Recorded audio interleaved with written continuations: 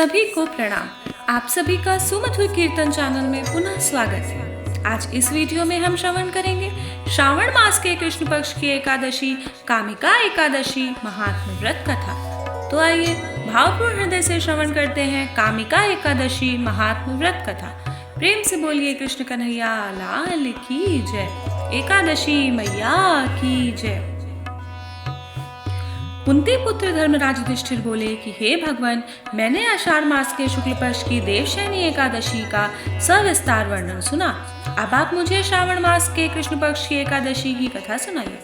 उस एकादशी का नाम क्या है तथा इसकी विधि क्या है और उसमें कौन से देवता की पूजा होती है। श्री कृष्ण भगवान बोले कि हे राजन, इस एकादशी की कथा कहता हूँ, ध्यान पूर्वक सुनो।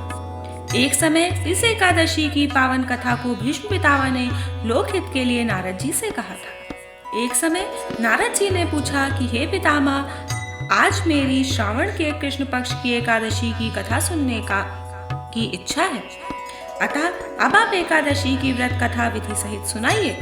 भीष्म पितामह नारद के वचनों को सुनकर बोले कि हे नारद जी, आपने मुझसे अत्यंत सुंदर प्रश्न किया है, अब आप ध्यान लगाकर सुनिए।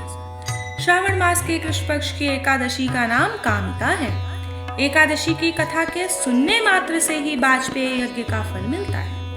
कामिका एकादशी के व्रत में शंख चक्र गदाधारी विष्णु भगवान की पूजा होती है। जो मनुष्य इस एकादशी की धूप दीप नैवेद्य आदि से भगवान विष्णु की पूजा करते हैं, उन्हें गंगा स्नान के फल से भी बड़ा फल मिलता है। सूर्य या चंद्र ग्रहण में केदार और कुरुक्षेत्र में स्नान करने से जो पुण्य मिलता है, वह पुण्य विष्णु भगवान की भक्ति पूर्वक पूजा करने से प्राप्त होता है। श्री विष्णु भगवान के पूजन का फल समुद्र और वन सहित पृथ्वी दान करने और सिंह राशि वालों को गोदावरी नदी में स्नान करने के फल से भी अधिक होता है। व्यतिपात में गंडकी नदी में स्नान करने से जो फल मिलता है, वह फल भगवान विष्णु की पूजा करने से मिलता है। संसार में भगवान की पूजा का फल सबसे अधिक है। भगवान की पूजा का फल श्रावण मास के कृष्ण पक्ष की एकादशी के फल के बराबर है। अतः भक्ति पूर्वक भगवान की पूजा न बन सके तो श्रावण मास के कृष्ण पक्ष की कामिका एकादशी का व्रत अवश्य करना चाहिए। आभूषणों से युक्त बछड़ा सहित गौदान करने से जो फल मिलता है, वह फल कामिका एकादशी के व्रत से मिलता है। जो उत्तम द्विज श्रावण मास के कृष्ण पक्ष की कामिका एकादशी का व्रत करते हैं तथा श्री विष्णु भगवान की पूजा करते हैं, उससे समस्त देव नाग किन्नर पितृ आदि की पूजा होती है। इसलिए पापी से डरने वाले व्यक्तियों को विधि विधान सहित इस व्रत को करना चाहिए। संसार सागर तथा पापों में फंसे हुए मनुष्यों को इनसे छूटने के लिए कामिका एकादशी का व्रत अवश्य करना चाहिए। कामिका एकादशी के व्रत से समस्त पाप नष्ट हो जाते हैं। संसार में इससे अधिक पापों को नष्ट करने वाला कोई और उपाय नहीं है। हे नारद जी, स्वयं भगवान विष्णु ने अपने मुख से कहा है कि मनुष्यों को आध्यात्म विद्या से जो फल मिलता है, उससे अधिक फल कामिका एकादशी का व्रत करने से मिल जाता है। इस व्रत के करने से मनुष्य अंतिम समय में अनेक दुखों से युक्त यमराज तथा नरक के दर्शन नहीं करता। कामिका एकादशी के व्रत तथा रात्रि के जागरण से मनुष्य को कुयोनि नहीं मिलती और अंत में स्वर्ग लोक को जाता है।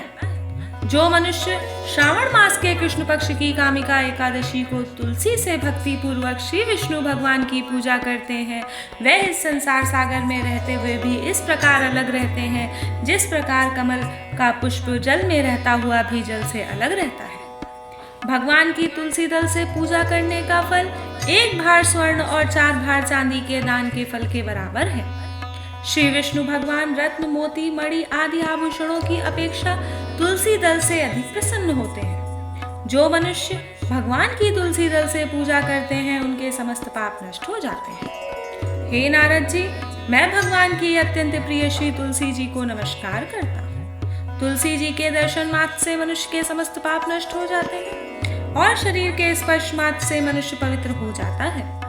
तुलसी जी को जल से स्नान कराने से मनुष्य की समस्त यम यातनाएं नष्ट हो जाती हैं। जो मनुष्य तुलसी जी को भक्ति पूर्वक भगवान के चरण कमलों में अर्पित करता है, उसे मुक्ति मिलती है। जो मनुष्य इस कामिका एकादशी की रात्रि को जागरण करते हैं और दीपदान करते हैं, उनके पुण्यों को लिखने में चित्रगुप्त भी असमर्थ है। जो मनुष्य एकादशी के दिन भगवान के सामने दीप जलाते हैं उनके पितृ स्वर्ग लोक में सुधा का पान करते हैं। जो मनुष्य भगवान के सामने घी या तिल के तेल का दीपक जलाते हैं उनको सूर्य लोक में भी सहस्त्रों दीपकों का प्रकाश मिलता है। प्रत्येक मनुष्य को इस एकादशी का व्रत अवश्य करना चाहिए। इस व्रत के करने से ब्रह्म हत्या, ब्राह्मण हत्या आदि के समस्त पाप नष्ट हो जाते हैं और इस लोक में सुख भोग कर अंत में विष्णु लोक को जाते हैं।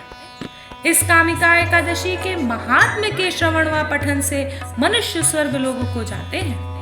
भावपूर्ण हृदय से बोलिए एकादशी मैया की जय, तुलसी मैया की जय, श्री हरि भगवान की जय, राधा रानी सरकार की जय। इस एकादशी महात्म्य व्रत कथा को श्रवण करने का बहुत अधिक फल बताया गया। इस कथा को आप भी श्रवण करिए, अपने इष्ट मित्रों को इस वीडियो को शेयर करिए और मिलते हैं अगले वीडियो में अगली कथा के साथ। तब तक के लिए आप सभी को एकादशी की हार्दिक शुभकामनाएं।